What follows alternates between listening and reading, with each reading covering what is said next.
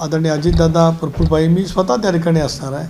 त्यामुळे चर्चा त्याच्यातून होईल आणि मग प्रत्येक महानगरपालिकेच्या बाबतीमध्ये चर्चा करत असताना मग ती भारतीय जनता पक्ष असो, महायुती म्हणून शिवसेनेसहित एकत्रितपणे चर्चा असो, त्याला प्रदेश पातळीवरती नियुक्त केले जातात.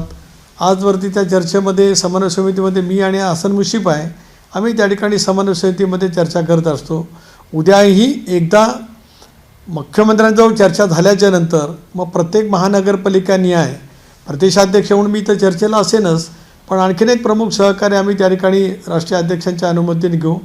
त्या दृष्टिकोनातून चर्चा त्या ठिकाणी होतील. पण नवाब मलिकवर कोणताच मिड पॉईंट आला नाही का? म्हणजे त्याच्यावरती तुम्ही पण नवाब मलिकलाच ठेवणार आणि ते पण ते विरोधच करत राहणार का? नाही, आपण गल्लत करताय विषयाची.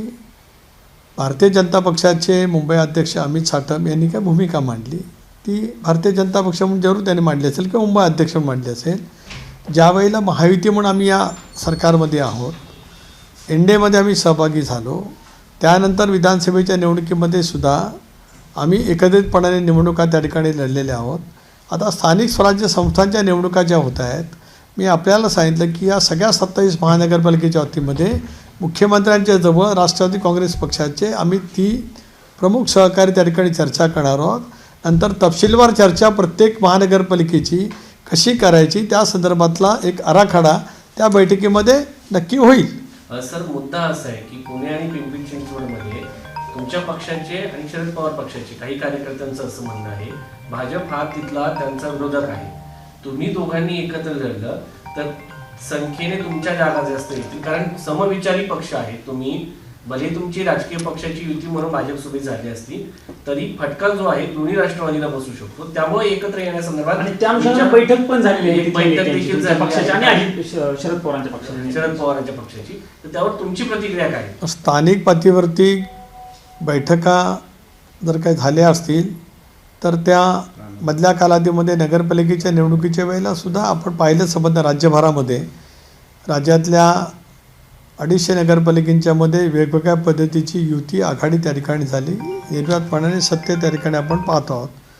त्याचबरोबरती महत्त्वाचा भाग असा आहे की पिंपरी चिंचवडच्या बाबतीमध्ये स्थानिक पातळीवरती जर काही त्यांनी कोणी चर्चा केली असेल, माझ्याकडे त्या बाबतीतला तपशील त्या ठिकाणी नाही. मी गेले आठवडाभर लोकसभा अधिवेशनाच्या निमित्ताने या ठिकाणी आहे.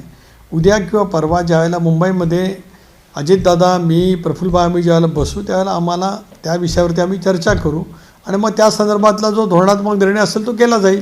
सुप्रिया सुळेंनी देखील त्यांच्या पक्षाच्या तिथल्या प्रमुखांना फोन करून सांगितलं की युती होत असेल तर करावी. नाना काटे नावाचे पदाधिकारी आहेत, त्यांना त्यांनी सांगितलं. आता सुप्रिया यांनी त्यांच्या पक्षाच्या नेत्यांना काय सांगावं सर्वस्वी त्यांचा अधिकार आहे. त्याबद्दल मी काय मतप्रदर्शन करणार नाही, कारण शेवटी त्या पक्षाच्या नेत्या आहेत, त्यामुळे तो त्यांच्या पद्धतीने सांगण्याचा त्यांचा अधिकार आहे.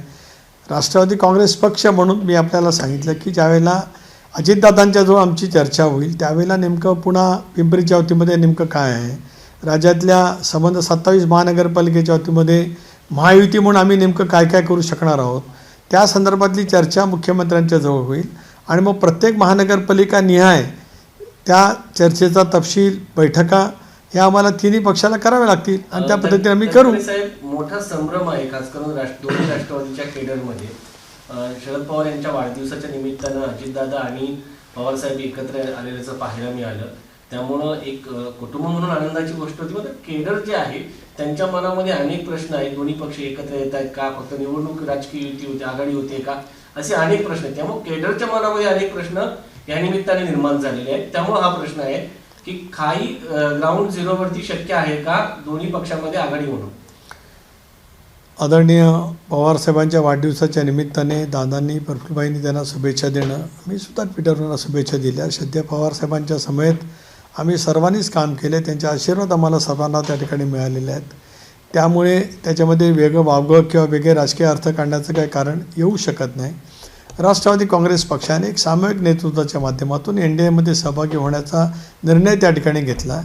मी पुन्हा वारंवार एन्ड्रॉस केलं, उद्घोषित केलं की आमचा NDAमधला सहभाग काल होता, आजही आणि उद्याच्या भविष्यामध्ये त्या ठिकाणी राहणार आहे. त्यामुळे आमच्या NDAच्या सहभागाच्या बद्दलची निर्विवादपणाची भूमिका पक्षामध्ये ठाम पद्धतीची त्या ठिकाणी आहे.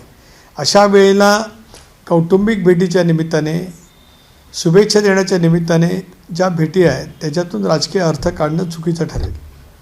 पटेल साहेब, याच अनुषंगाने एक प्रश्न असा उपस्थित होतो की अमित शहा यांची ज्यावेळेस तुम्ही आज भेट घेतली, प्रफुल्ल पटेल आणि तुम्ही, अशा काही माध्यमांमध्ये बातम्या आल्या की दोन्ही राष्ट्रवादींची जर युती होत असेल किंवा आघाडी होत असेल तर त्याला अमित शहाची हरकत नसेल, अशा काही बातम्या आलेल्या त्याच्याबद्दल नेमकं स्पष्टीकरण.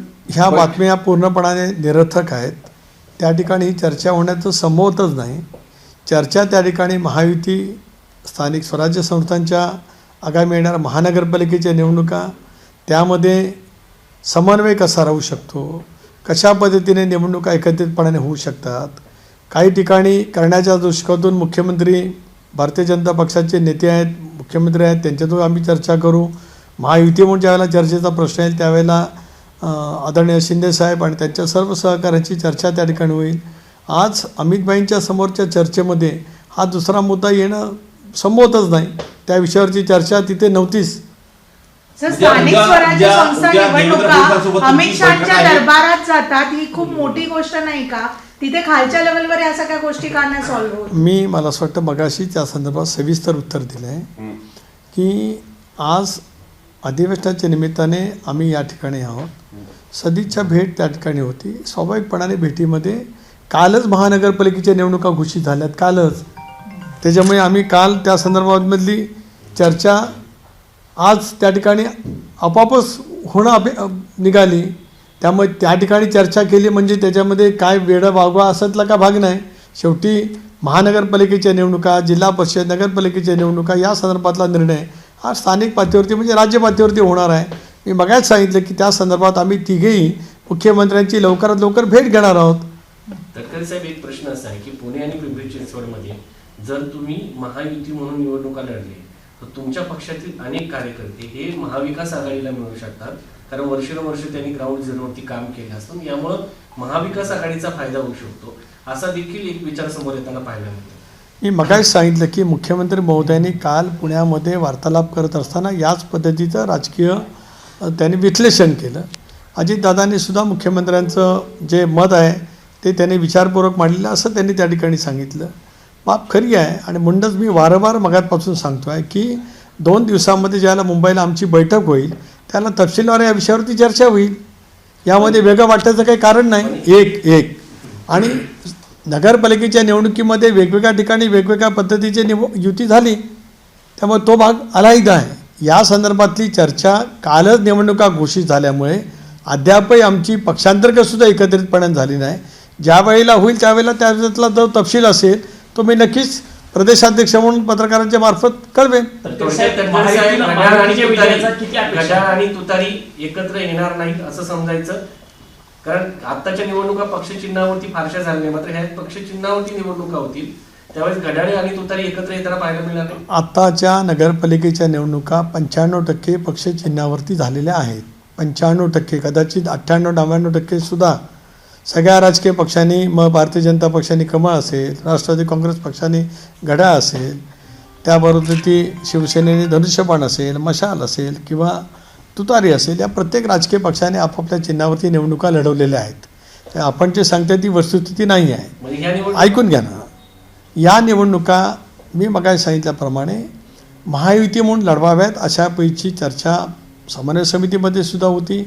त्याच्यातलं तपशीलवार चर्चा मुख्यमंत्र्यांचं झाल्याच्या नंतर मग प्रत्येक 27 महानगरपालिका मराठवाड्यातील, त्याच्यामध्ये महापालिका आहेत, उत्तर महाराष्ट्रातील आहेत, विदर्भातील आहेत, मुंबईसह ठाणे मेमा रिजनमधल्या मोठ्या महापालिका आहेत. त्यामुळे त्या संदर्भातल्या चर्चा त्या ठिकाणी होतील. त्यामुळे महायुती म्हणून निवडणुकीला सामोरं जावं असं एकंदरीत मत आहे. प्रत्यक्षात प्रत्येक महानगरपालिकाने या चर्चा करत असताना आम्ही त्याच्यातला योग्य तो निर्णय त्या ठिकाणी घेऊ. म्हणजे थोडक्यात महाविकास आघाडीतील राष्ट्रवादी शरद पवार यांचा पक्ष आणि तुम्ही एकत्र येणार नाही असं समजायचं. एक असं आहे की मी इतकं सविस्तर उत्तर दिल्याच्यानंतर आपल्याला काय अनुवार्थ काढायचा तो आपला अधिकार आहे. मी मगातपासून अतिशय तपशीलवार पूर्णपणाने या संदर्भातली उत्तरं दिलेली आहेत. शेवटी अनुवार्थ काढायचं काम तुमचं आहे. महापालिकांपैकी महायुती किती ठिकाणी विजयी होईल असा विश्वास किती मोठा आहे तुमचा? 27 ठिकाणी महायुती विजयी होईल 100%. 2 कुठल्या बाकी? मी 100% म्हटलं. 100%.